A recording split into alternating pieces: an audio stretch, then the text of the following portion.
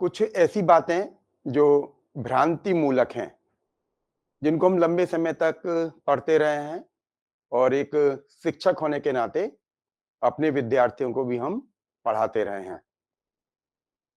उन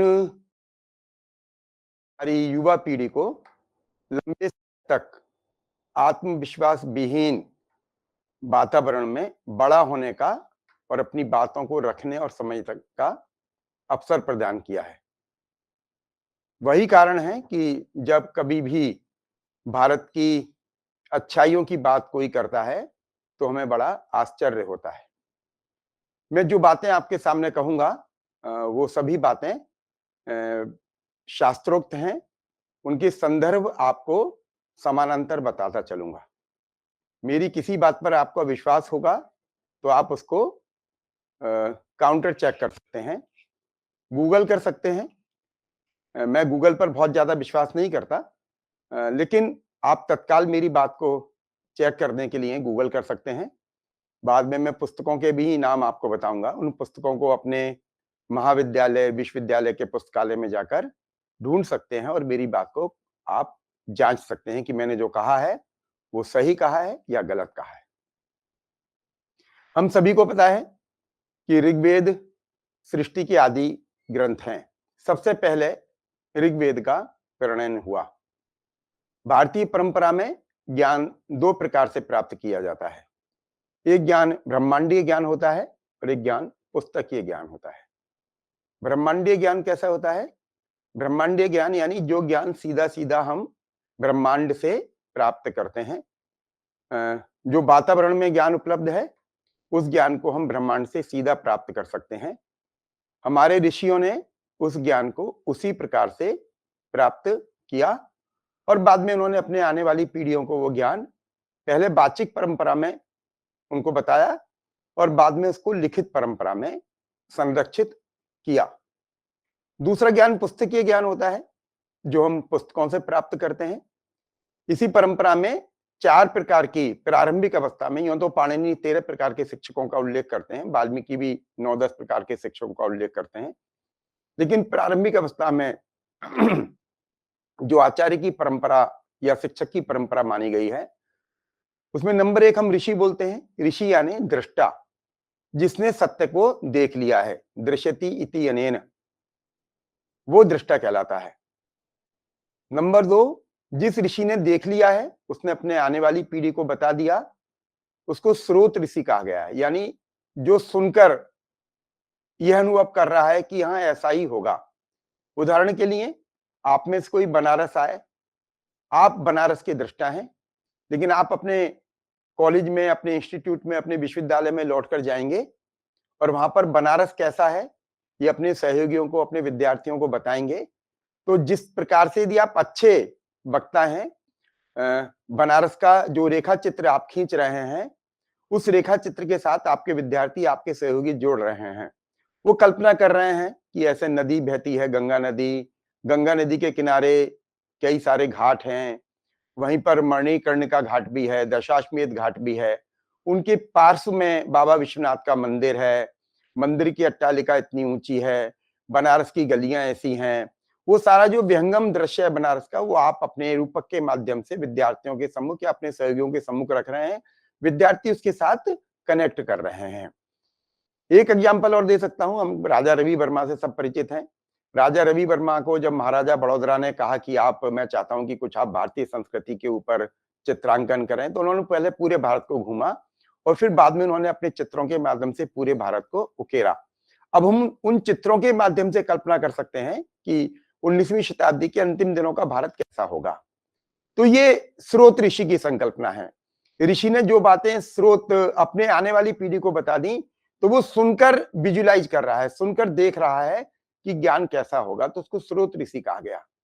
तो पहला ऋषि, दूसरा स्रोत ऋषि, तीसरा मुनि। मुनि यानी जो तीसरी पीढ़ी में बताया गया और तीसरी पीढ़ी में बताकर वो मनन कर रहा है, क्या वाकई में ऐसा रहा होगा, उसको मुनि कहा गया। और बाद में आचार्य, यानी जैसा ज्ञान बताया गया, उस ज्ञान के अनुरूप जिन लोगों ने आचरण कर लिया, वे आचार्य कहलाए, है ना। तो ये एक परंपरा रही है ज्ञान को आगे ले जाने की। तो एक ब्रह्मांडीय ज्ञान है, लेकिन ब्रह्मांडीय ज्ञान को पुस्तकों के माध्यम से या वाचिक परंपरा के माध्यम से आने वाली पीढ़ी को हस्तांतरित करना दूसरी परंपरा यह रही है। तो ऋषियों ने जो वेदों का प्रणयन किया, वेदों का जो संकलन किया, उनके बारे में हमको बताया जाता रहा कि शेफर्ड्स राहिम्स हैं। यानी वेद क्या है? पश्चिम के विद्वानों ने ये कहा कि भाई ठीक है, चरवाहों के गीत हैं। भारत में व्यक्ति पशु पालता था, पशुओं को खेत में चराने के लिए ले गया है, घास खिलाने के लिए ले गया है, वहां पर जाकर खाली बैठा क्या करेगा? तो वो गीत गा रहा है। उन गीतों को हमने संकलित कर लिया और उनको नाम वेद दे दिया। लेकिन पश्चिम के अनेक विद्वान ऐसे हैं जिन्होंने वेदों की बड़ी भूरी भूरी प्रशंसा की है। यद्यपि उन्होंने वेदों का विकृतीकरण भी किया है, वो विषय मेरा आज यहाँ पर बताने का नहीं है, लेकिन उन्होंने भूरी भूरी प्रशंसा भी की है। और उस भूरी भूरी प्रशंसा में उन्होंने वेद को सृष्टि के आदि ग्रंथ माना है और कहा है कि वेद वह ज्ञान है जो ब्रह्मांड से सीधा सीधा प्राप्त किया गया और बाद में उसको लोक में व्यवहृत किया गया। तो जो वेद है उनमें है क्या? तो वेद में नंबर एक, वेद ज्ञान आधारित व्यवस्था है। वेद में ज्ञान है, वेद में विज्ञान भी है। वेद में कृषि होती है, वेद में प्रोडक्शन होता है, उत्पादन होता है। वेद में शिल्प है, वेद में वाणिज्य है, वेद में व्यक्ति भ्रमण भी करता है। वेद शांति की स्थापना के लिए भी अग्रसर है, इसलिए वेद में व्यक्ति युद्ध भी कर रहा है। युद्ध ना हो इसके लिए भी वह प्रयत्न करता है। तो इस प्रकार से वेद जीवन के सभी आयामों को स्पर्श करके आगे बढ़ता है। लेकिन हमको बताया कि नहीं, वेदों में ये सब बातें नहीं है। तो कुछ बातें मैं आपके सामने रखता हूं कि वस्तुतः वेदों में है क्या क्या। उदाहरण के लिए हमको बताया जाता है कि बहुत सारी व्यवस्था मुगल पीरियड में आकर भारतीय परिचित हुए, बहुत सारी व्यवस्था अंग्रेजों के आने के बाद हमें परिचय प्राप्त हुआ। ऋग्वेद में सुई का निर्माण भी हो रहा है।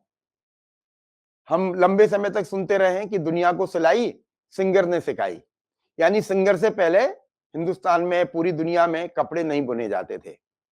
सिंगर ने मशीन नहीं बनाई होती तो कपड़े सिले ही नहीं जाते थे। ऋग्वेद में सुई बन रही है। सुई कैसे बनती है? तो हमको पता है सुई आज भी ढलाई होती है, कास्टिंग होती है।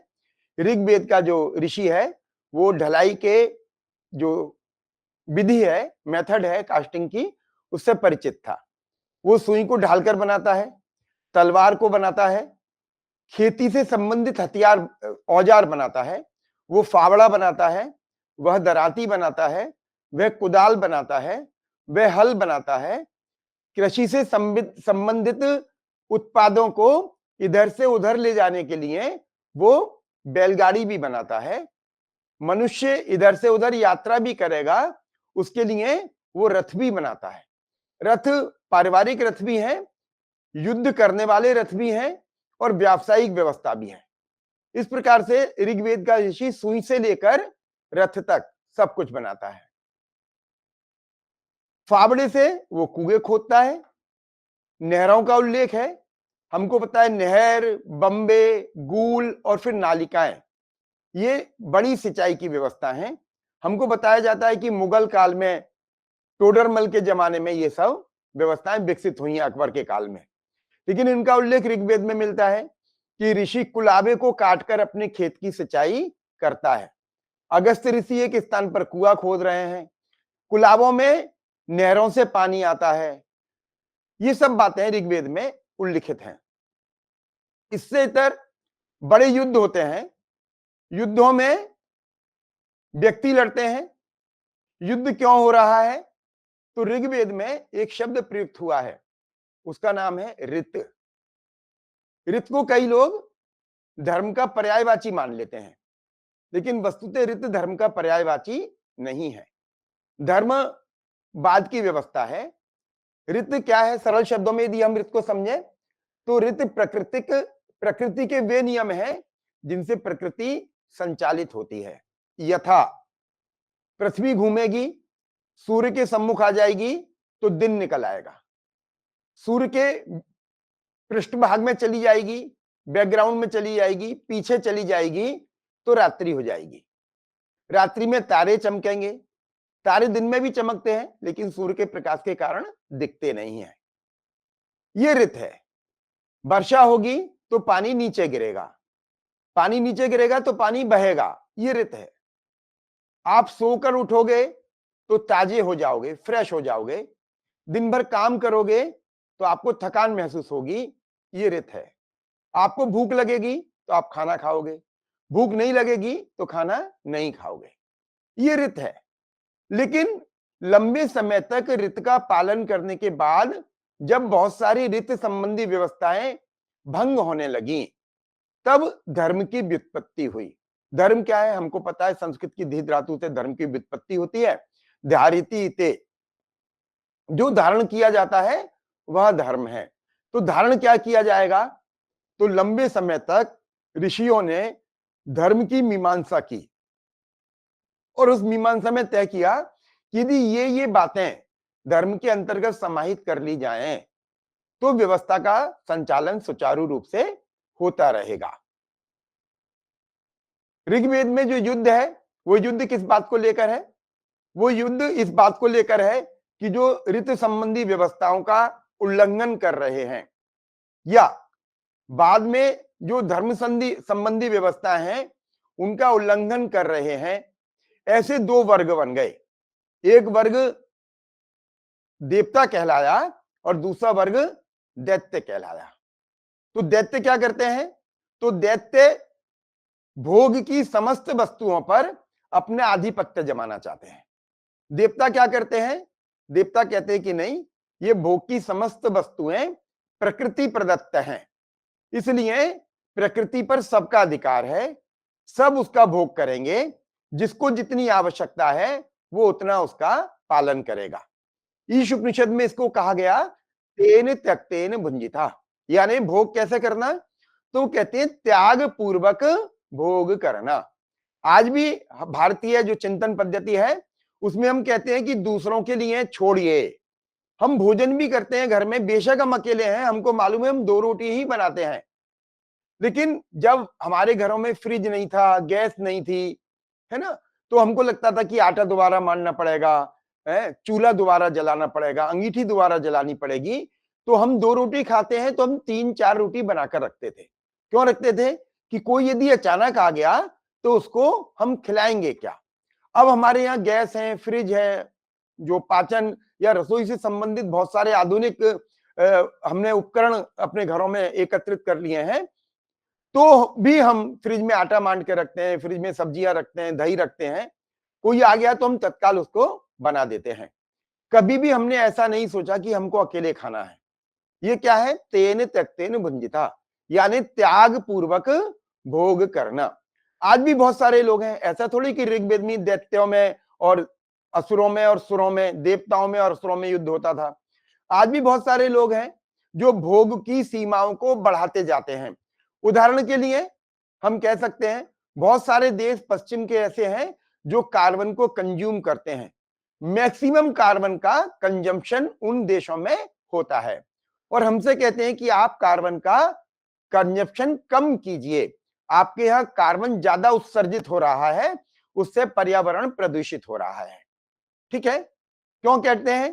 क्योंकि जिससे हम कार्बन का उत्सर्जन कम करें और वो भोग ज्यादा से ज्यादा कर सकें। हमको पता है जो कम कार्बन का उत्सर्जन करने वाले देश हैं उनके क्रेडिट नंबर बढ़ते चले जाते हैं।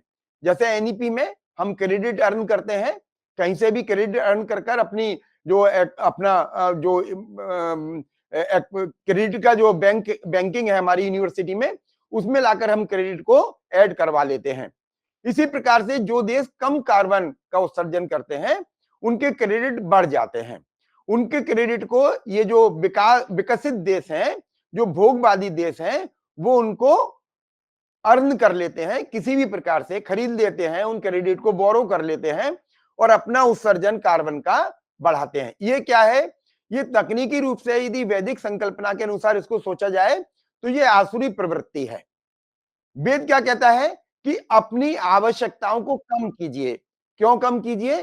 क्योंकि और भी लोग उनके आधार पर अपना जीवन संचालित करना चाहते हैं। ये तेन त्यक्तेन भुंजिता, त्याग पूर्वक भोग कीजिए, क्योंकि औरों को भी इसी प्रकृति से अपनी इच्छाओं की पूर्ति करनी है। इस बात को लेकर वेद में युद्ध होता है। तो वो युद्ध असुरों में और सुरों में है, दैत्यों में और देवताओं में है। जो समाज का चिंतन करने वाली परंपरा है वह देवता कहलाई, और जो समाज में मैक्सिमम भोग करने वाली परंपरा है वो दैत्य कहलाई, सरल शब्दों में। तो जिन्होंने ऋत का उल्लंघन किया, जिन्होंने धर्म का उल्लंघन किया, वे लोग दैत्यों की श्रेणी में आए। जिन्होंने धर्म की स्थापना, इसलिए भगवान श्री कृष्ण ने गीता में कहा, यदा यदा ही धर्मस्य ग्लानिर्भवति भारत अभ्युत्थानम अधर्मस्य तदात्मानं सृजाम्यहम्। जब जब धर्म का क्षरण होगा तब तब मैं धर्म की स्थापना करने के लिए अवतरित होऊंगा, अपने को मनुष्य रूप में प्रकट करूंगा। ये कौन कह रहा है? ये ब्रह्म कह रहा है, जिसको हम परमपिता परमात्मा बोलते हैं। वह यह इच्छा व्यक्त कर रहा है, क्योंकि बिना मनुष्य के कोई भी काम हो नहीं सकता, बिना देह धारण कोई भी काम हो नहीं सकता। इसलिए ईश उपनिषद बोलता है, ईशावास्यम इदम सर्वम यत किंचित जगत्याम जगत। सृष्टि के कण कण में ईश्वर की व्याप्ति है। उस व्याप्ति को साकार रूप में प्रकट करने के लिए हम उत्पन्न होते हैं, हम जन्म लेते हैं, सो दैट हम समझ सकें कि ये कौन है, ईश्वर की प्रतीति कैसे हो सकती है, ईश्वर की प्रस्तुति कैसे हो सकती है। और इसमें से जो ज्यादा धर्म प्रणीत काम करता है वो ज्यादा से ज्यादा देवत्व की ओर पहुंचता जाता है। तो ये संकल्पना भारतीय चिंतन परंपरा की है। तो ऋग्वेद में इन्हीं बातों को लेकर संघर्ष हो रहा है। सस्टेनेबिलिटी के जिन गोल्स की हम बात करते हैं, हम 17 गोल सस्टेनेबिलिटी के डिफाइन किए हैं, उत्तरोत्तर वो गोल बढ़ते चले जा रहे हैं। हो सकता है आगे जाके वो 20 हो जाए, 22 हो जाए, 25 हो जाए। इन गोलों को प्राप्त करने के लिए वेदों ने बड़ी स्थायी व्यवस्था कर दी। वो व्यवस्था क्या कर दी? उन्होंने कहा, यदि आप पृथ्वी को ऐसा ही, जिसको कबीर कहता है यों की त्यों धर दीनी चदरिया, यानी यह आत्मा जिस प्रकार से शरीर के रूप में प्रकट हुई है, इस आत्मा को, उस परमात्मा को वापिस करते समय यदि आपको एज इट इज, जैसी ये है और एज इट वाज, जैसी ये थी वैसे ही वापिस करनी है, तो आपको परमात्मा या परम ब्रह्म परमात्मा या ब्रह्म या ऋत के नियम या धर्म के अनुसार ही आचरण करना होगा, तब आप इसको एज इट इज वापिस कर सकते हैं। इसलिए जो भारतीय परंपरा है उसमें ऋण त्रयी की व्यवस्था कर दी। वेद कहता है कि 3 ऋण हैं जिनके माध्यम से मनुष्य ऋत का पालन कर सकता है, धर्म का पालन कर सकता है। तो वो ऋण 3 क्या है? तो वो कहते हैं, नंबर 1 देव ऋण। देव ऋण क्या है? यानी प्रकृति जैसी बनाई है ईश्वर ने, नदी बनाई है, तालाब बनाए हैं, पंचभूत बनाए हैं, इनका संरक्षण किया जाए, इनका संवर्धन किया जाए। इसी प्रकार की व्यवस्थाएं बनी रहें जैसी कि हमको प्राप्त हुई हैं। हम इनका संरक्षण कर सकते हैं, संवर्धन कर सकते हैं, तो बहुत अच्छी बात है। नहीं कर सकते हैं तो कम से कम इनका क्षरण मत कीजिए। ये देव ऋण है। यानी ठीक उस प्रकार से जिस प्रकार से हमारे माता पिता ने 1 लाख रुपए की एफडी अपनी मृत्यु के समय छोड़ी, तो हमारा धर्म बनता है हम उस 1 लाख की एफडीआर को 2 लाख में कन्वर्ट कर दें, इंक्रीज कर दें उसको। यदि किसी कारणवश हम उसको इंक्रीज नहीं कर पा रहे तो हम उसको डिक्रीज तो नहीं करें, घटाएं तो नहीं, क्योंकि आने वाली पीढ़ी के लिए हम क्या छोड़कर जाएंगे। हमसे आने वाली पीढ़ी पूछेगी कि आपने क्या किया, तो हम बताएंगे क्या। इसलिए हमारा धर्म बनता है कि हम अपनी परंपराओं का संवर्धन करें, ना कि उनका क्षरण करें। तो देव ऋण में जो कुछ हमको प्रकृति ने प्रदान किया है उसको या तो ऐसा ही रखें या उसका संरक्षण करें, ये देव ऋण है। नंबर 2 पितृ ऋण। बहुत सारे पुराणों में, अग्नि पुराण में, है ना, विष्णु पुराण में, बहुत सारे पुराणों में, उपनिषदों में ईश्वर ने इच्छा व्यक्त की है कि मैं एक हूं, बहुत होना चाहता हूं, एको अहम बहुश्यामः, मैं एक हूं, बहुत होने की अभिलाषा रखता हूं। तो ईश्वर बहुत कैसे होगा? तो वो प्राणियों का विस्तार करके, सृष्टि का विस्तार करके अनेक होगा। तो सृष्टि के विस्तार में क्या करना है? तो जितनी भी प्रकार की 4 प्रकार से सृष्टि का विस्तार होता है और एक पांचवा प्रकार भी मानव धर्मशास्त्र में उल्लेख है। नंबर 1 है जरायुज, यानी जो जेर में, मां के गर्भ में जो जेर में रहते हैं, जैसे मनुष्य है ना, गाय है, भैंस है ना, ये चौपाई लोग जो हैं ये सब जरायुज हैं, बिल्ली हैं, बकरे हैं, बकरियां हैं, ये सब जरायुज की श्रेणी में आते हैं। ये माँ के पेट में जब रहते हैं तो इनके गर्भ में इनकी रक्षा करने के लिए एक जेर होती है, एक आवरण होता है, वो इनके रक्षा करता है माँ के गर्भ में रहकर। तो नंबर 1 की श्रेणी में जरायुज कहलाए। नंबर 2 की श्रेणी क्या है? तो नंबर 2 की श्रेणी है अंडज। वे जो माँ के गर्भ में अंडे में पलते हैं, बाद में अंडे को माँ सेती है और उसमें से फिर बच्चा उत्पन्न होता है, ये अंडज है। नंबर 3 क्या है? तो वो कहते हैं स्वेदज, यानी वे प्राणी जो मॉइस्चर से पैदा होते हैं। जूं है, लीक है, गिडार है ना, और प्रकार के जो वायरस हमको दिखते भी नहीं है, ठीक है, खटमल है, ये सब स्वेदज कहलाते हैं, यानी मॉइस्चर से, पसीने से, नमी से, वातावरण में नमी है तो ये पैदा हो जाएंगे। ये सब तीसरी श्रेणी के सृष्टि के विस्तार के वाहक हैं। चौथी श्रेणी क्या है? तो चौथी श्रेणी कहते हैं उद्भिज। उद्भिज यानी जो सृष्टि बीज से निर्माण की जाती है, जैसे वनस्पतियां हैं वो बीज से पैदा होती हैं, ये उद्भिज की श्रेणी में आती हैं। इन 4 प्रकार की श्रेणियों से सृष्टि का विस्तार होता है। और आश्चर्य इस बात का है, जो साइंस के विद्यार्थी हैं वो इस बात को ज्यादा अच्छे से समझ पाएंगे कि इनमें से जो जिस श्रेणी में पैदा होता है वो उसी श्रेणी के प्राणियों के साथ उसकी जेनेटिक कनेक्टिविटी ज्यादा होती है। यथा हम जरायुज हैं तो जरायुज वाली श्रेणी के पशु पक्षियों को हम ज्यादा पसंद करते हैं, हमारा स्वाभाविक आकर्षण जरायुज श्रेणी के प्राणियों के साथ होता है। यथा हम गाय को पसंद करते हैं, हम कुत्ते को पसंद करते हैं, हम बिल्ली को पसंद करते हैं, है ना, हम और बहुत सारे ऐसे प्राणी जो जेर के माध्यम से गर्भ में रहते हैं और फिर प्रकट होते हैं, उनके प्रति हमारा स्वाभाविक अनुराग होता है। ठीक है, हम जो अंडे वाले प्राणी हैं उनको इतना ज्यादा पसंद नहीं करते, लेकिन अंडे से जो पैदा होते हैं अंडे वाले प्राणी आपस में उस प्रकार का व्यवहार करते हैं। ठीक, इसी प्रकार से जो मॉइस्चर से पैदा होते हैं उनके संबंध उस प्रकार के होते हैं। इसी प्रकार से जो बीज से पैदा होते हैं उनके संबंध उसी प्रकार के होते हैं। और पांचवा और श्रेणी बताते हैं, वो कहते हैं अन्य प्रकार, और अन्य प्रकार में वो बताते हैं कि वे सभी प्रकार जो नानाविध सृष्टि के विस्तार में भूमिका का निर्वहन करते हैं, वो पांचवी श्रेणी के हैं। आज की तारीख में हम कह सकते हैं हम टिश्यू कल्चर का उपयोग करते हैं। टिश्यू कल्चर का उपयोग वेद में हुआ है, अभी मैं आपको उदाहरण दूंगा। महाभारत में अनेक उदाहरण टिश्यू कल्चर के हैं, वाल्मीकि रामायण में अनेक प्रसंग टिश्यू कल्चर के हैं, विष्णु पुराण में है, ऐसे बहुत सारे। तो पांचवी श्रेणी में इस प्रकार की व्यवस्था जिनके माध्यम से सृष्टि का विस्तार होता है, तो ये दूसरी श्रेणी में आता है, यानी पितृ ऋण से उऋण होना। दूसरा क्या है? पितृ ऋण। पितृ ऋण में यानी सृष्टि में सबको उत्पन्न होना चाहिए।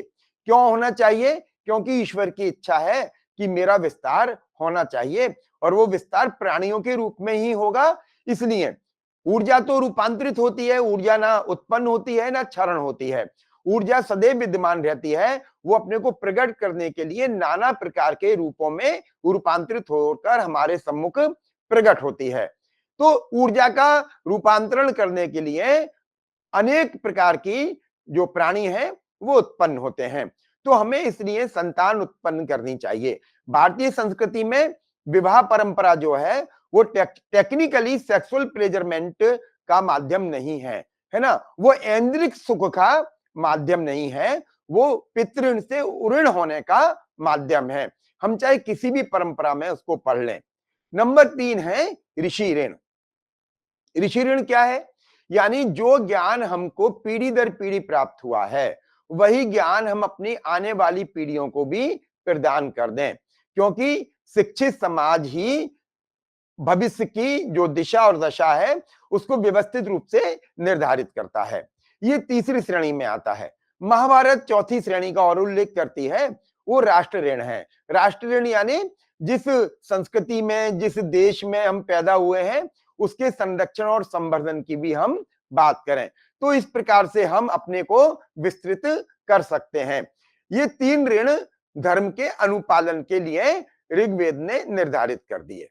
ऋग्वेद में और बहुत सारी बात है, इसलिए युद्ध हो रहा है। युद्ध क्यों हो रहा है? क्योंकि ऋत के नियमों का उल्लंघन किया जा रहा है। ऋत के नियमों का उल्लंघन ना किया जाए, इसलिए युद्ध हो रहा है, इसलिए समाज युद्धरत है। फिर युद्ध ना हो, इसके लिए शांति स्थापना की बात भी हो रही है पैरेलल। विश्व का पहला डिप्लोमेटिक जो डिस्कोर्स है वो ऋग्वेद में आता है और उसको कहते हैं सर्मापणि संवाद। मैं पॉलिटिकल साइंस का विद्यार्थी हूं, तो पॉलिटिकल साइंस में मैं आईआर का जब भारतीय पर्सपेक्टिव पढ़ाता हूं तो मैं बच्चों को बताता हूं कि आज की तारीख में हम फेमिनिस्ट आईआर की बात करते हैं, है ना, जो नारीवादी संकल्पना है अंतरराष्ट्रीय संबंधों में, वो क्या है। तो हमको लगता है कि भाई नारीवादी संकल्पना, महिलाओं की ये लंबे समय से जो फेमिनिस्ट है उनकी डिमांड रही है कि आईआर में महिलाओं का पार्टिसिपेशन बढ़ना चाहिए। जब तक बढ़ेगा नहीं, क्योंकि विश्व की आधी जनसंख्या लगभग महिलाओं की है, इसलिए महिलाओं का भी अंतरराष्ट्रीय संबंधों में महत्वपूर्ण योगदान है। उनके भी पर्सपेक्टिव से हमें आईआर को डिजाइन करना चाहिए। इसलिए आईआर का फेमिनिस्ट अप्रोच जो है उसकी हम डिस्कस करते हैं। लेकिन ऋग्वेद पहला ऐसा डॉक्यूमेंट है जो महिलाओं को आईआर के पॉइंट ऑफ व्यू से न केवल पार्टिसिपेशन करवा रहा है बल्कि उनके डिस्कोर्स को अप्रिशिएट भी करता है। और विश्व का वो पहला डिस्कोर्स है शर्मा और पणी का संवाद। इंद्र की गायों को चुराकर पणी नामक दैत्य ले जाता है और बाद में जो शर्मा है वो स्त्री है, वो जाकर उसके साथ वार्ता करती हैं कि किस किस प्रकार से आपको ये गाय नहीं चुरानी चाहिए थी, इन गायों के चुराने के कॉन्सिक्वेंसेस क्या हो सकते हैं, इनके जो रिपरकशन है वो क्या हो सकते हैं, इनकी प्रतिक्रिया क्या हो सकती है, और वो प्रतिक्रिया सभी को भोगनी पड़ेगी। तो इस प्रकार से ऋग्वेद आईआर के पॉइंट ऑफ व्यू से पहला डॉक्यूमेंट है। लेकिन क्योंकि भारत का उस दृष्टिकोण से हमने कभी बात ही नहीं की है, इसलिए दूसरा मैं आपको बताना चाहूंगा कि ऋग्वेद में बहुत सारे विश्व के जितने भी ट्रांसप्लांट हैं, ऑर्गन ट्रांसप्लांट, ह्यूमन बॉडी से रिलेटेड ट्रांसप्लांट, ह्यूमन बॉडी में पशुओं के जो ट्रांसप्लांट हुए हैं वो भी हमारी संस्कृति में सर्वप्रथम है। ऋग्वेद में एक महिला है, उनका नाम है विपश्चला, वो खेल ऋषि की पत्नी है। वे युद्ध करती हैं। आपको ताज्जुब होगा, आज भी विश्व के बहुत सारी डेवलप कंट्रीज में महिलाओं के आर्मी के रेजिमेंट नहीं है, लेकिन भारतीय संस्कृति में ऋग्वेद में महिलाओं का इंडिपेंडेंट रेजिमेंट है, विमेन विंग है आर्मी में, और उसकी जो प्रमुख है वो इंद्र की पत्नी है, इंद्राणी, वो पहला है। और ये जो महिला रेजिमेंट की स्थापना हुई है ये देवताओं के यहां पर भी है और दैत्यों के यहां पर भी है। इसलिए ऋग्वेद में अनेक स्थानों पर उल्लेख आया है, देवता आपस में चर्चा कर रहे हैं कि हमारे सामने दैत्यों ने महिलाओं को युद्ध करने के लिए उतार दिया है और हमारी नजरों में महिला जब तक बहुत बड़ा वितंडा निर्माण नहीं करती है, बहुत बड़ी अव्यवस्था निर्माण नहीं करती है, तब तक हम महिलाओं का वध नहीं करेंगे। इसका मतलब दैत्यों की तरफ से भी महिला रेजिमेंट था, लेकिन देवताओं की तरफ से भी महिला रेजिमेंट है, उसका नेतृत्व इंद्राणी करती हैं और उसकी 2 बड़ी सलाहकार हैं, उनमें से सहयोगी हैं, उनमें से एक विपश्चला है, खेल ऋषि की पत्नी, और एक मुदगलानी है, मुदगल ऋषि की पत्नी। ये दोनों बड़ी योद्धा हैं, ये दैत्यों के साथ युद्ध करती हैं। दैत्य गायों को हाँक कर ले जाते हैं, मुदगलानी अपने रथ से उन गायों का पीछा करती हैं और दैत्यों को हराकर उन गायों को वापस लेकर आती हैं। ये एग्जाम्पल भी हमें देखने को मिलता है। दूसरी महिला है विपश्चला। विपश्चला दैत्यों से युद्ध करती हैं, युद्ध में इनकी टांगें कट जाती हैं। आप सोचिए, हम 20वीं शताब्दी में इस टेक्नोलॉजी को डेवलप कर पाए हैं कि हम लेग ट्रांसप्लांट कर पाए। ठीक, अमेरिका में पहला हमको दिखाई में देता है। द्वितीय विश्व युद्ध में कुछ बॉडी के ऑर्गन ट्रांसप्लांट का जो कंसेप्ट है वो जर्मनी में आया है, जब जर्मनी ने जेनेटिक टेक्नोलॉजी पर बहुत सारा काम कर लिया है। लेकिन ऋग्वेद में विपश्चला की टांग कट जाती है। खेल ऋषि इनसे बोलते हैं कि अब आप युद्ध नहीं कर सकती। वे अपने पति से बोलते हैं कि नहीं, लेग ट्रांसप्लांट का जो सिद्धांत है वो विकसित हो गया है, टेक्नोलॉजी डेवलप हो गई है, आप अश्वनी कुमारों को बुलाइए और मेरा लेग ट्रांसप्लांट करा दीजिए।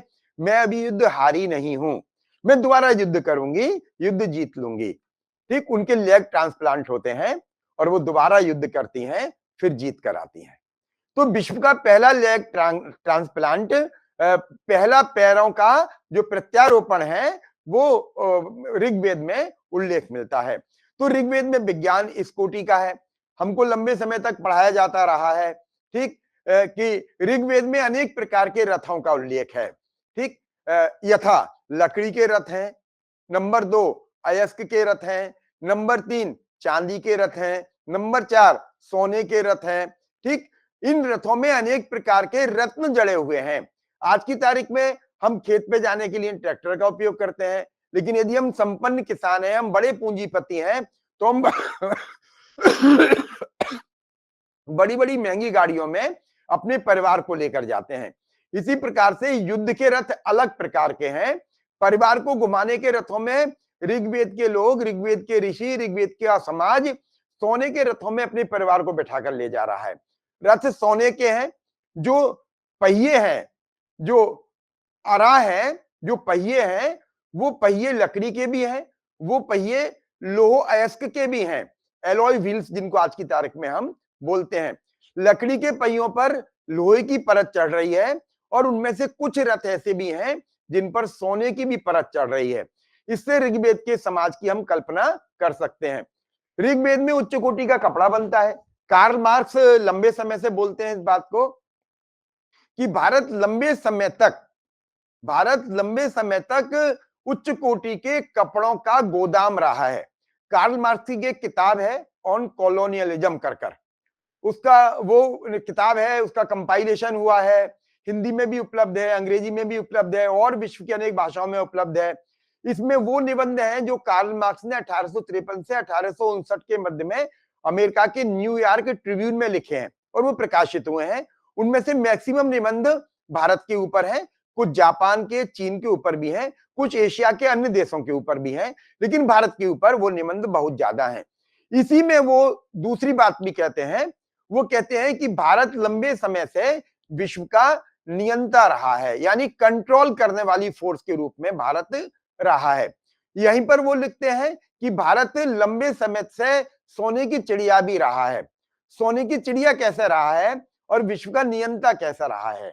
तो वो जिन बातों को हम कॉलोनियल माइंडसेट की स्कॉलर को सुनकर, उनकी किताबों को पढ़कर अपने को इंफीरियरिटी कॉम्प्लेक्स में हमेशा जकड़े रहते हैं, हीन बोध से हम अपने को ग्रस्त रखते हैं। कार्ल मार्क्स का यदि ये डॉक्यूमेंट हम पढ़ें तो हम उससे बड़ी सुगमता के साथ मुक्त हो सकते हैं। कार्ल मार्क्स कहता है कि लंबे समय से भारत सोने की चिड़िया रहा।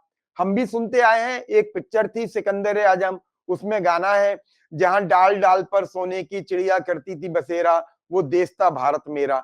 लेकिन वो देश भारत सोने की चिड़िया बना कैसा? कार्ल मार्क्स लिखता है कि भारत में बहुत अर्ली स्टेज में, प्रारंभिक अवस्था में ही भारत में श्रम का विभाजन हो गया। Division of labour took place in earlier stage of Hindu society. Hindu समाज में, भारत के समाज में श्रम का विभाजन बहुत प्रारंभिक अवस्था में हो गया। प्रारंभिक अवस्था में, आप ये बात जरा ध्यान से सुनिएगा और फिर इसको अपने, मैंने आपसे फिर कहा कि 4 प्रकार की परंपरा वैदिक परंपरा बताती है। नंबर 1 ऋषि, नंबर 2 स्रोत ऋषि, नंबर 3 मुनि और नंबर 4 आचार्य। आप इस बात को सुनिए, सुनने के बाद में उसका मनन कीजिए और मनन करने के बाद में उस बात को अप्लाई कीजिए कि क्या यह बात सही है या गलत है। सही है तो अपने पर स्वाभिमान करना सीखिए और गलत है तो IUCT को चिट्ठी लिखेगा कि पवन शर्मा जैसे वक्ताओं को कम से कम ना बुलाया जाए, क्योंकि वो कंफ्यूज करते हैं। इसलिए मैं किताबों का नाम समानांतर ले रहा हूं। कार्ल मार्क्स कहते हैं कि प्रारंभिक अवस्था में श्रम का विभाजन हो गया। श्रम के विभाजन हो जाने के कारण समाज स्किल्ड हो गया, कौशल्य, जिसको आज की तारीख में हम स्किल्ड इंडिया प्रोग्राम चला रहे हैं, तो समाज कुशल हो गया, कौशल्य हो गया। कुशल समाज होने से क्या हुआ? तो कार्ल मार्क्स लिखता है क्वालिटी प्रोडक्शन होने लगा, गुणवत्तापूर्ण उत्पादन भारत में होने लगा। गुणवत्तापूर्ण उत्पादन के कारण विश्व में डिमांड बढ़ गई विश्व में डिमांड बढ़ गई तो सप्लाई ज्यादा हो गई, सप्लाई ज्यादा हो गई, प्रोडक्शन कम होता था, तो प्रोडक्शन कम होता था, सप्लाई ज्यादा होती थी। हम अर्थशास्त्र का सामान्य सिद्धांत है डिमांड एंड सप्लाई का, डिमांड ज्यादा होगी, सप्लाई कम होगी तो चीज महंगी होगी, डिमांड ज्यादा कम होगी, सप्लाई ज्यादा होगी तो चीज सस्ती होगी। कार्ल मार्क्स लिखता है स्किल्ड सोसाइटी के द्वारा क्वालिटी प्रोडक्शन होता था, क्वालिटी प्रोडक्शन के द्वारा डिमांड बढ़ गई, डिमांड बढ़ने के कारण विश्व का मार्केट कैप्चर हो गया, डिमांड बढ़ गई, प्रोडक्शन कम था, इसलिए चीजें महंगी हो गई, चीजें महंगी हो गई तो भारत के लोगों ने विश्व के अन्य देशों से कहा कि हम आपके साथ व्यापार करेंगे तो एक शर्त पर करेंगे, नहीं तो करेंगे नहीं।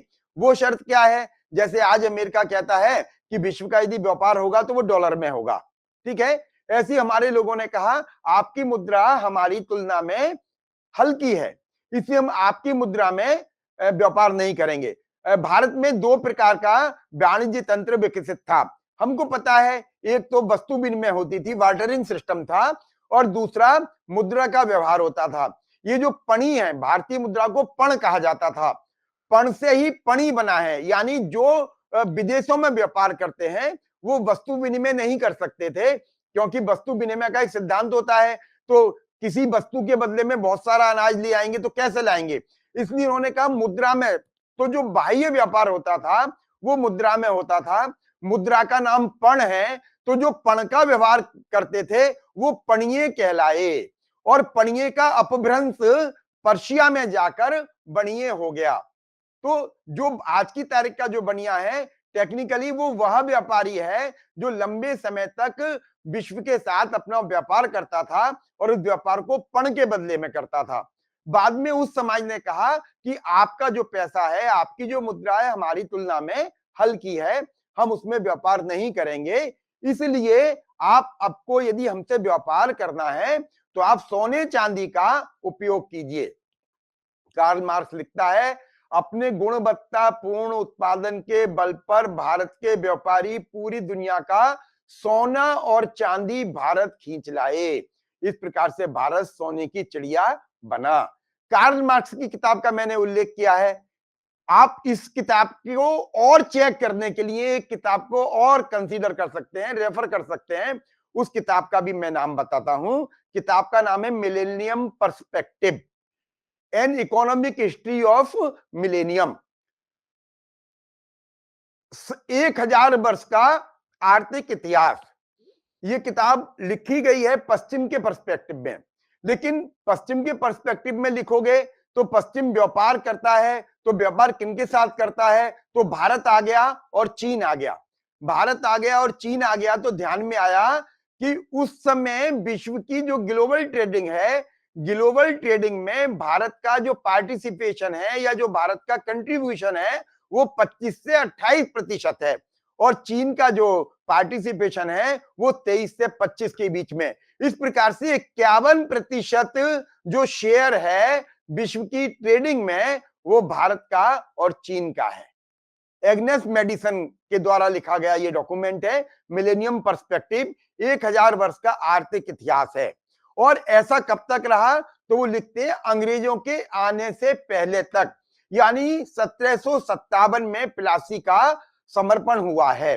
प्लासी के समर्पण से पहले तक भारत विश्व का अग्रणी देश था ट्रेडिंग में और जो ग्लोबल डोमेस्टिक प्रोडक्शन है, जिसको बोलते हैं वैश्विक सकल घरेलू उत्पाद, विश्व की जो जीडीपी है उसमें भारत का जो कंट्रीब्यूशन है वो 35 से 40% है। इस प्रकार से भारत लंबे समय तक सोने की चिड़िया रहा। इसलिए जब भारत के प्रधानमंत्री 2047 तक विकसित भारत की बात करते हैं तो वो स्किल इंडिया के बेस पर ही करते हैं। भारत कौशल्य आधारित समाज होगा तो वो विश्व की अग्रणी भूमिका में आएगा, वो दो प्रकार से भारत को बल प्रदान करेगा, और ये दो प्रकार के बलों का उल्लेख शुक्र नीति में भी आता है, कामसूत्र में भी आता है। राधा कुमुद मुखर्जी ने जो अपनी किताब लिखी है एजुकेशन इन एंशिएंट इंडिया, उसमें भी आता है।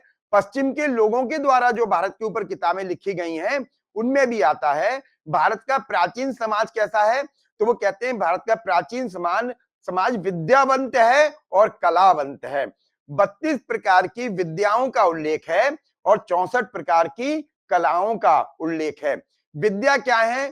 तो विद्या वो है जिनके आधार पर हम लोक और परलोक को समझते हैं। और कला क्या है?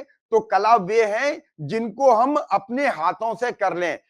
सरल शब्दों में हम कहें तो आज की तारीख में जो स्किल्ड बेस्ड एजुकेशन है हम एनईपी में हमको पता है कि हमने एक वैक और सेट ये लागू किए हैं। तो एबिलिटी एनहेंसमेंट कोर्स हैं, वैल्यू एडेड कोर्स हैं और स्किल्ड एनहेंसमेंट कोर्स हैं। तो जो स्किल से संबंधित जो विषय हैं वो कलाओं के मध्य में आते हैं, कलाओं के आधार पर विकसित होते हैं। तो 64 प्रकार की कलाएं और 32 प्रकार की विद्याएं। कला जो थी वो भारत को सोने की चिड़िया बनाने में महत्वपूर्ण भूमिका निर्वहन करती थी और जो विद्याएं थी वो भारत को विश्वगुरु बनाने में भूमिका निर्वहन करती थी। इसलिए ईश उपनिषद कहता है विद्याम चा।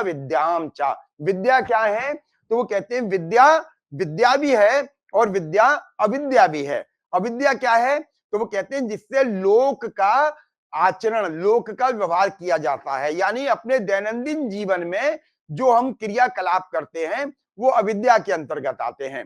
और विद्या क्या है? तो वो कहते हैं विद्या जो पारलौकिक जगत को समझने की जो प्रक्रिया है, या ना metaphysical world by which you can understand metaphysical world and control over that come under the purview of विद्या।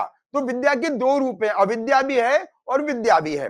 इस प्रकार से इसके बल पर भारत ज्ञान की श्रेणी में अग्रणी भूमिका में आया, जिसको भारत कहता है कि हमको विश्वगुरु बनना है। इसकी बात मैं आपको फिर एक संदर्भ देता हूं। एक व्यक्ति आए 1783 में भारत, उनका नाम है सर विलियम जोन्स।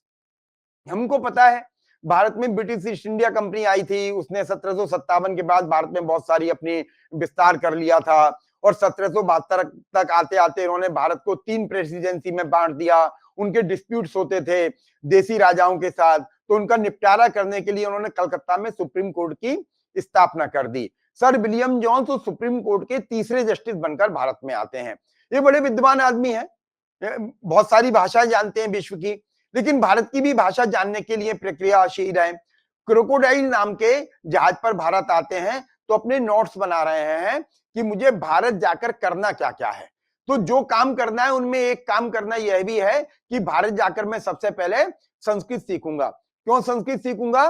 क्योंकि इनको पता है कि भारत में जो साहित्य रचा गया है उस साहित्य में संस्कृत की भूमिका बहुत महत्वपूर्ण है। और भारत की जो देशी भाषाएं हैं, जो तमिल है, तेलुगु है, कन्नड़ है, उड़िया है, मलयाली है, गुजराती है, वे सभी भाषाएं जिनको आज हमने मान्यता दी हुई है या जो और मान्यता दिए जाने की श्रेणी में आ जाएंगे निकट भविष्य में, क्योंकि जो एनईपी है वो उन सभी भाषाओं का सम्मान करती है, उन सभी भाषाओं में पाठ्यक्रम बनाने की पहल कर रही है, पाठ्यक्रम बनाने की पहल कर रही है, पाठ्य पुस्तक बनाने की पहल कर रही है, जिससे अपनी अपनी मातृभाषाओं में ज्ञान का प्रचार प्रसार और अधिग्रहण किया जा सके। तो वो ऐसा करके आ रहे हैं, भारत में आके संस्कृत सीखते हैं और संस्कृत सीखने के बाद में सबसे पहला अनुवाद करते हैं अभिज्ञान शाकुंतलम का।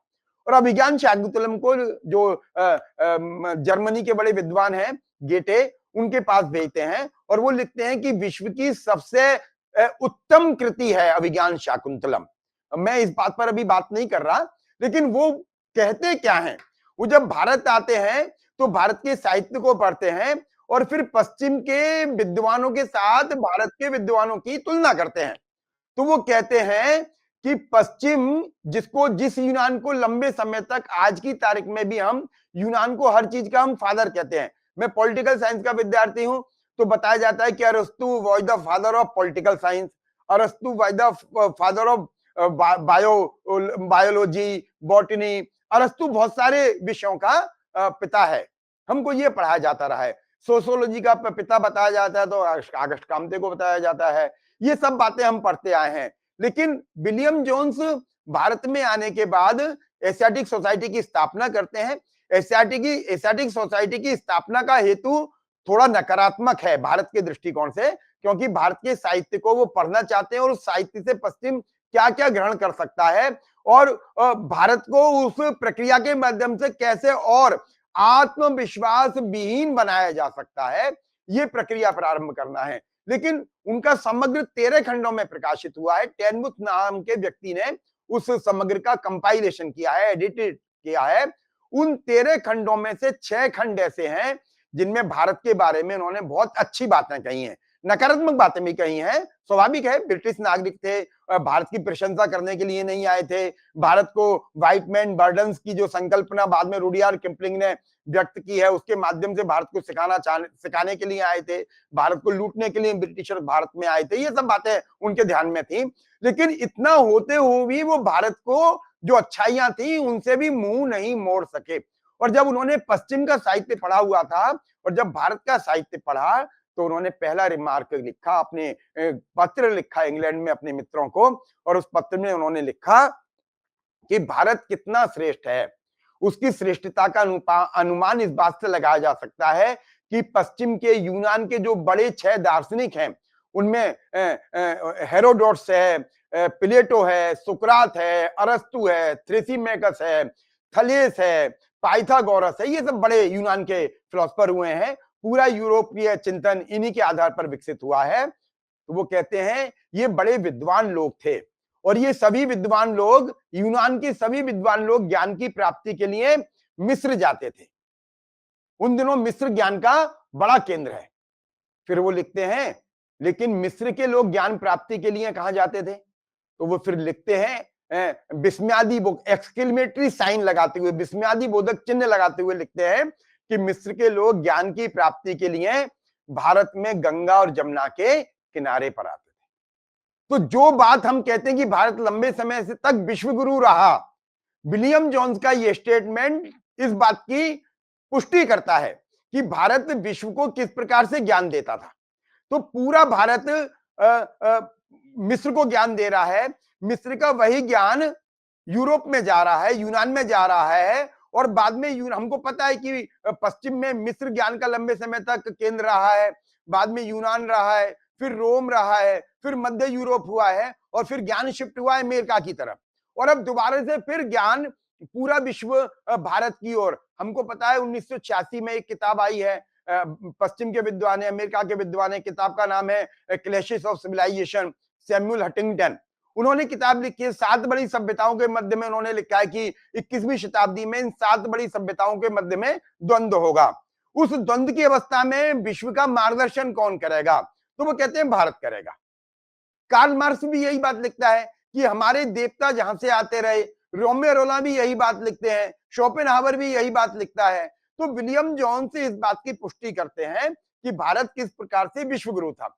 फिर वो ये भी लिखते हैं कि ये जो विद्वानों के, यूनान के जिन चिंतकों का, जिन दार्शनिकों का, जिन फिलोसफर्स का मैंने नाम लिया है, उन फिलोसफर्स के ऊपर भारत के किन किन विद्वानों का प्रभाव था। तो वो कहते हैं कि प्लेटो के ऊपर व्यास का प्रभाव है, थलेस के ऊपर जेमिनी का प्रभाव है, पाइथागोरस के ऊपर, ऐसे वो बताते हैं कि कणाद का किसके ऊपर प्रभाव है, इनके ऊपर, थलेस के ऊपर कणाद का प्रभाव बताते हैं, है ना, जेमिनी का एक के ऊपर।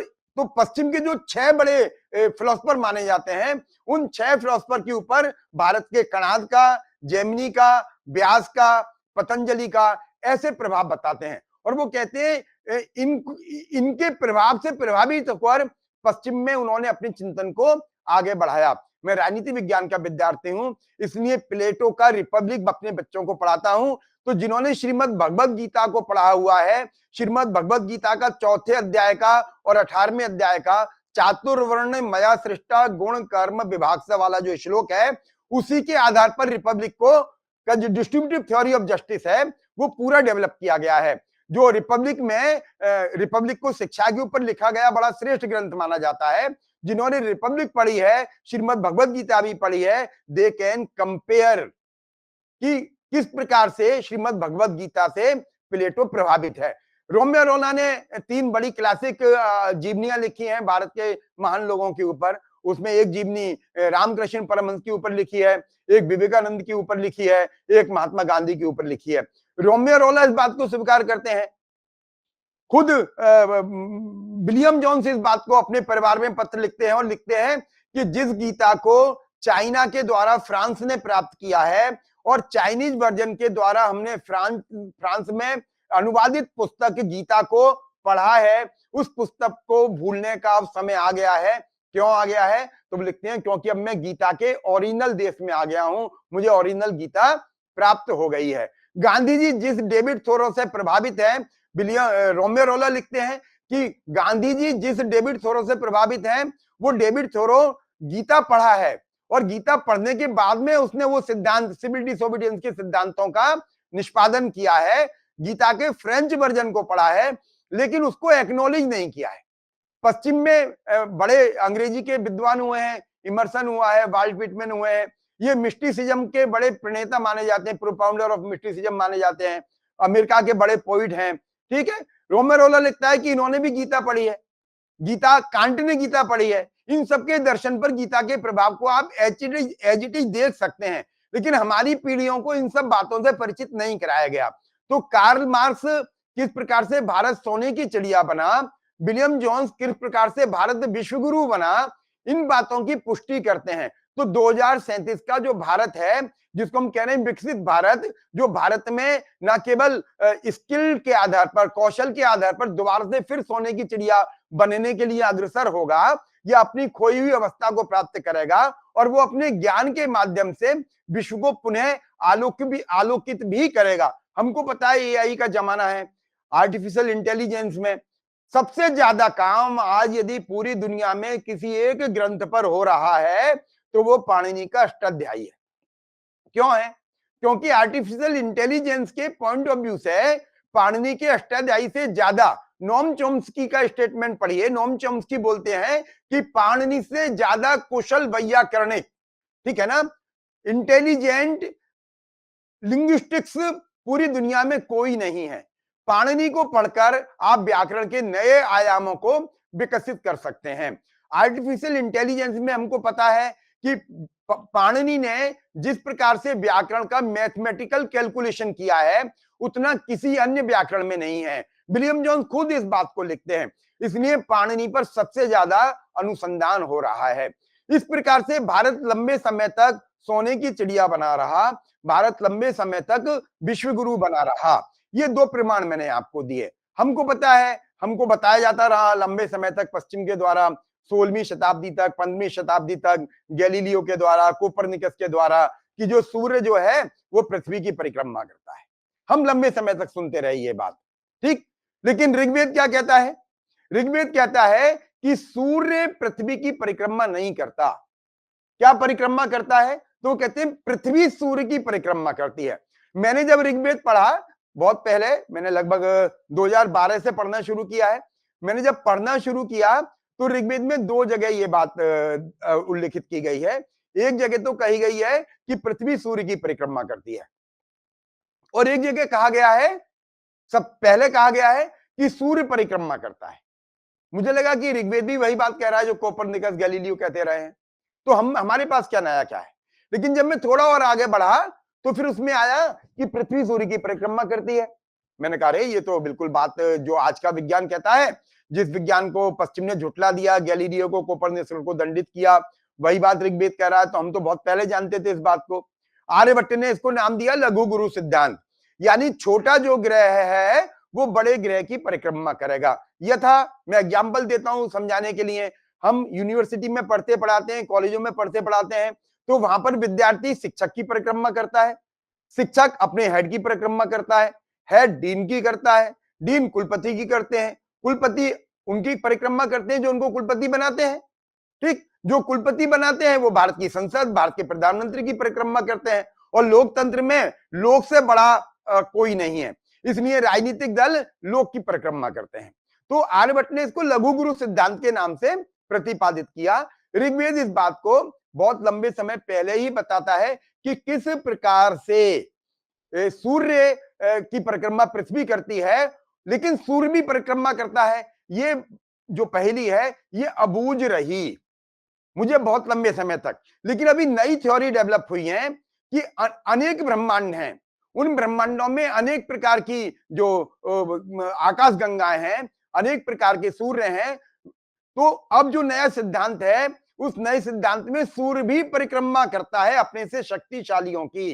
तो ऋग्वेद ये भी जानता है कि सूर्य की भी परिक्रमा की जाती है, लेकिन सूर्य से भी शक्तिशाली जो है उनकी सूर्य भी परिक्रमा करता है। इस प्रकार से ऋग्वेद के ज्ञान की आप जो था है, जिसको हम डेप्थ ऑफ नॉलेज कहते हैं, उसका आकलन कर सकते हैं।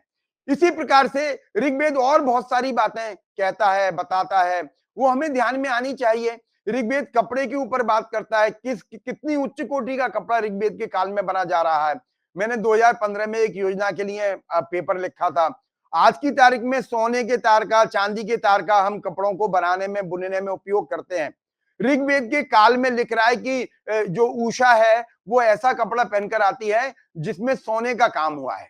अब हम कल्पना कर सकते हैं ऋग्वेद का किस कोटि का बुनकर होगा कि वो रेशमी कपड़े में, सूती कपड़े में, ऊनी कपड़े में वो सोने का तार लगा रहा है, चांदी का तार लगा रहा है। ऋग्वेद का ऋषि सोने की उत्पत्ति खदानों से भी कर रहा है और नदियों से भी सोना प्राप्त किया जाता है, यह भी जानता है। लेकिन नदी से प्राप्त किया गया सोना, उसकी जो कॉस्ट है वो ज्यादा, मैन्युफैक्चरिंग कॉस्ट ज्यादा पड़ती है, इसलिए नदियों से सोना प्राप्त नहीं करता। खानों से, जो माइंस से सोना मिलता है, वो सोना कंपैरेटिवली सस्ता है, इसलिए वो खानों से सोना निकालता है, नदियों से सोना नहीं निकालता। ये सारी टेक्नोलॉजी वहां पर है। विश्व की सभ्यताओं के बारे में हम पढ़ते आए लंबे समय से कि हमारे बराबर की मिस्र की सभ्यता थी, बेबीलोनिया की सभ्यता थी, सुमेरिया की सभ्यता थी, चीन की सभ्यताएं थी, लेकिन ये सभ्यताएं सब नष्ट हो गई। भारत की संस्कृति चली आ रही है। क्यों चली आ रही है? क्योंकि भारत के ऋषियों ने जो पहिया है, इन सब सभ्यताओं ने पहिए का आविष्कार कर लिया था, भारत ने भी कर लिया था, लेकिन भारत के ऋषियों ने पहिए का आविष्कार किया और उस पहिए को अरायुक्त भी बना दिया, यानी उसमें अराएं बना दी। अरा के कारण पहिया हल्का हो गया, हल्का होने के कारण गति में तेजी आ गई। और जो समाज गतिशील होते हैं, वे समाज ज्यादा लंबे समय तक न केवल सर्वाइव करते हैं, बल्कि प्रोग्रेसिव सोसाइटी भी बन जाते हैं और एक समय में आकर वो डेवलप्ड हो जाते हैं। भारत ने पहिया बनाया, पहिए में अरा बनाई, फिर लकड़ी का पहिया बनाया, फिर अयस्क का पहिया बनाया, अरायुक्त पहिया बनाया, और इसलिए भारत गतिशील समाज बन गया। ऐसे अनेक एग्जाम्पल। अंतिम बात, क्योंकि समय मुझे 1.5 घंटे का दिया गया था, मेरे ख्याल से शायद 12:30 तक का समय मुझे अलॉट था। एक बात और, हमको पता कैसे पड़ता है? हम लंबे समय से अपने घर में पूजा पाठ करते हैं, बाद में वो पंडित जल छिड़कता हुआ कहता है फलाना हो ढिकाना हो, फिर वो कहता है अनंत कोटि ब्रह्मांड नायक, जिस भी भगवान की आपने पूजा कराई है, वो कहता है अनंत कोटि भगवान की, अनंत कोटि ब्रह्मांड नायक फलाने भगवान की जय हो। हमको लगता है कि यार ब्रह्मांड तो एक ही होता है? दुनिया तो मतलब एक ही ब्रह्मांड वाली है, यूनिवर्स है। लेकिन 2020 में जो किताब आई है, 20वीं शताब्दी के बड़े वैज्ञानिक स्टीफन हॉकिंग, उनकी 2 बड़ी बेस्टसेलर किताबों की श्रेणी में शामिल होती हैं। एक 80 के दशक में किताब आई है, उस किताब का नाम है ब्रीफ हिस्ट्री ऑफ टाइम। जिन्होंने ब्रीफ हिस्ट्री ऑफ टाइम को पढ़ा होगा, संसार की सभी भाषाओं में वह अनुवादित हो चुकी है। और जिन्होंने श्रीमद् भागवत महापुराण में भगवान कृष्ण के भक्ति संबंधी उपदेशों को पढ़ा होगा, they can make comparison between Shrimad Bhagavad Gita and brief history of time, कि क्या क्या सिमिलरिटीज हैं। भगवान कृष्ण जो बात अपने भक्तों को बता रहे हैं, विशेषकर उद्धव को बता रहे हैं, वही बात ब्रीफ हिस्ट्री ऑफ टाइम में कही गई है। दूसरी किताब उनकी अभी आई है, जो उनकी मृत्यु के बाद उनकी बेटी ने संपादित की है। वो किताब 2020 में कोरोना के दौरान आई है, अंग्रेजी में और हिंदी में और भारत की अन्य भाषाओं में भी अनुवादित हो चुकी है, विश्व की अन्य भाषाओं में अनुवादित हो चुकी है। 21वीं शताब्दी की भी वो बेस्ट सेलर किताब है। उस किताब का नाम है brief answer to big questions, बड़े बड़े प्रश्नों के सूक्ष्म उत्तर। उस किताब को आप पढ़िए। उस किताब में स्टीफन हॉकिंग ने कहा है कि मैं भी यही मानता था कि दुनिया यूनिवर्स है, एक ब्रह्मांड है, लेकिन अब मैं कहता हूं ऐसे अनेक ब्रह्मांड हैं। जब स्टीफन हॉकिंग इस बात को बोलता है अनंत ब्रह्मांड है, तो हमें उस ₹1.25 की दक्षिणा देने वाले, जिससे हम कथा करवाते हैं, अपने घर में पूजा करवाते हैं, उसके जयकारे का स्मरण होता है कि अनंत कोटि ब्रह्मांड नायक की जय हो। 21वीं शताब्दी भारतीय ज्ञान परंपरा के उन सभी आयामों की पुष्टि कर रही है जिन आयामों पर लंबे समय से हम बात करते रहे हैं, किस्से कहानी सुनते रहे हैं, सुनाते रहे हैं। कहने सुनने की बहुत बातें हैं, अभी वेद का ही पूरा ज्ञान मैं आपके सामने नहीं रख पाया।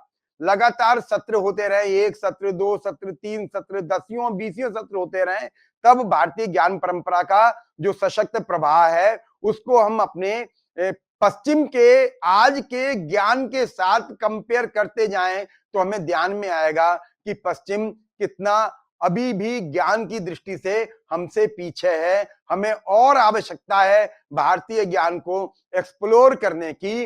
राष्ट्रीय शिक्षा नीति 2020 वे सभी संभावनाएं हमको प्रदान करती है जिनके माध्यम से हम अपने भारतीय ज्ञान को अपने विद्यार्थियों के मध्य और समाज के सम्मुख प्रस्तुत कर सकते हैं। आवश्यकता है हमें उस दृष्टिकोण से अध्ययन करने की, चिंतन करने की, मनन करने की, विद्यार्थियों के सम्मुख वे सभी संदर्भ, वे सभी रीडिंग्स, वे सभी बुक्स, वे सभी रेफरेंसेस रखने की जिनके माध्यम से विद्यार्थी काउंटर चेक कर सके और भारत का जो खोया हुआ स्वत्व है, जिसको अंग्रेजी में हम सेल्फहुड बोलते हैं, वो स्वत्व पुनः जागृत हो सके और हम फिर 2047 के विकसित भारत, विश्व गुरु भारत की कल्पना को साकार कर सकें।